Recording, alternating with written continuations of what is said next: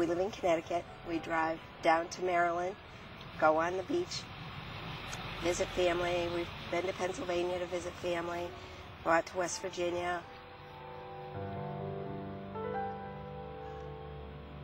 My husband had passed away, and I wanted to do something with my girls that showed that we could still be a whole family, we could still move on and have a good time, even though now our family was smaller.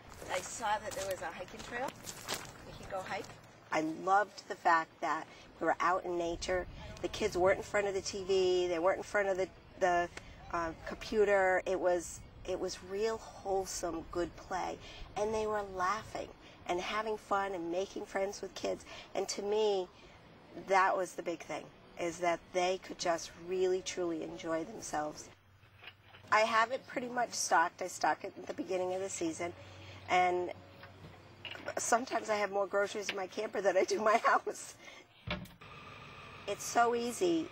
Even if it's not on the truck, if I have to put it on, although that may not be my favorite thing to do, it's easy enough to do, you know. And so I've gotten it down where it doesn't take me a long time to put it on the truck.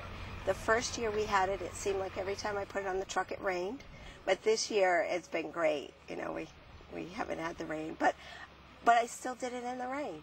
You know, it was because we had somewhere we wanted to go, and off we went.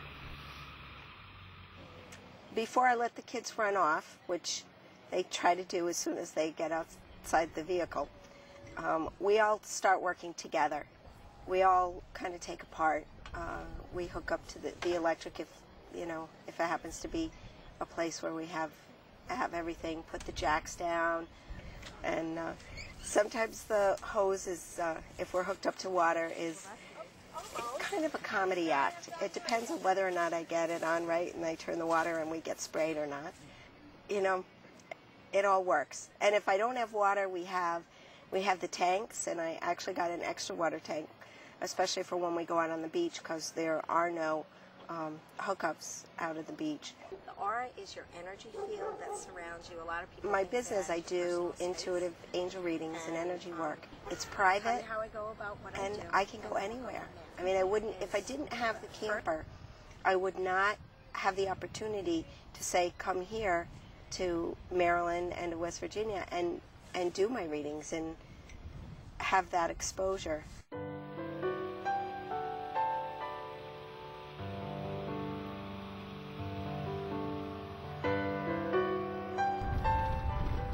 One of my girlfriends, she says, you're a true gypsy. Sometimes I'm more comfortable being out in the camper than doing everything at home. It's something I could do. I could take my girls out. They can have fun, and I can work, which is fun. It's a win-win situation for us.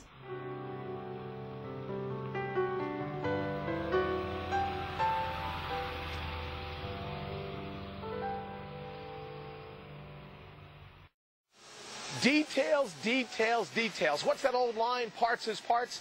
Not true here at Land's Camper. I want you to take a look at some of the screws, literally some of the nuts and bolts. The Everlube, the Teflon coating, the stainless steel, all designed to help beat the weather, anti-rust, anti-corrosion, so that your Land's Camper will combat the elements for a lifetime.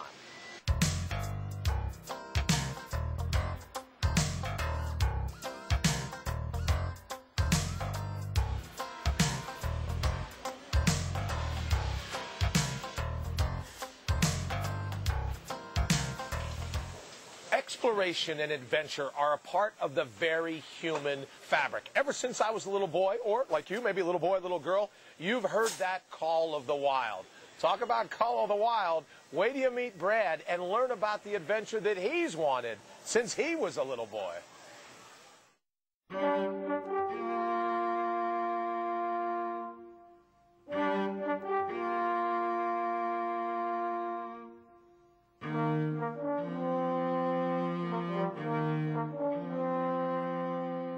Yeah, so ever since I was a little kid, I've dreamed about driving down the Pan-American Highway to the tip of Argentina. And due to a unique set of circumstances, we were able to do it, myself and my fiance LJ. And so we decided we would head on out. We started in Maryland on the east coast of the United States and traveled across the United States to California, then down through Mexico, went through all of Central America, shipped into South America, and in South America we went to Ecuador, Peru, Bolivia, Chile, Argentina, and Uruguay. The camper held up amazingly well. We ran it off-road on very rugged dirt roads for probably more than 10,000 miles and shook it and vibrated it and moved it every which way that we possibly could. Lance was ideally suited for our trip because of the size. It's actually the perfect size to live in for a one-year period of time, but in the over 11 months that we spent inside of the vehicle, at no point in time did we ever think this is too small an area, we need something bigger.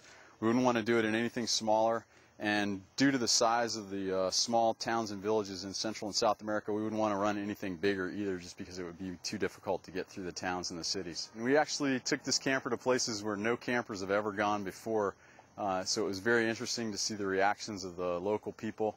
They would very oftentimes come out and congregate around the vehicle and ask lots of questions, and they were blown away by the concept that we actually could live inside of a vehicle and that we had our own bathroom, since many of them lived in homes where they didn't have bathrooms and they slept on dirt floors. We made a somewhat uneducated and bold decision to drive over the Andes Mountains on a dirt road as opposed to the normal highways that the buses and trucks use. In retrospect, it was a bit of a gamble because where we went were at elevations above 15,000 feet, very, very remote, and we were in conditions where we were crossing very large rivers approximately every hour or so, and through mud and all kinds of conditions. And it was very, very fortunate that we were able to cross the Andes and make it out on the other side in one piece, and it was a fairly trying experience for us over the couple days that it took to do that.